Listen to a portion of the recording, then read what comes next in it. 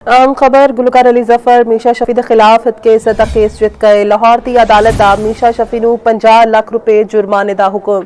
अहम खबर तो आगाह कर रहे हैं। गुलकार अली जफर मीशा शफी के खिलाफ हत्या इज्जत का केस जित गए ने। लाहौर की अदालत ने मीशा शफी नूं 50 लाख रुपए जुर्माने का हुक्म दे दिता है। अहम खबर है गुलकार अली जफर मीशा शफी के खिलाफ हत्या इज्जत का केस जित चुके ने।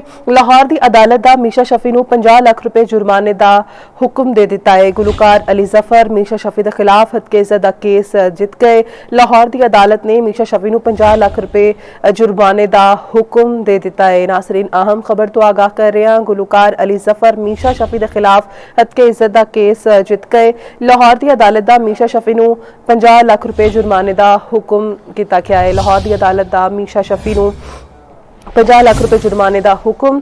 गुलकार अली जफर मीशा शफी के खिलाफ हत्या इज्जत का केस जित गए ने।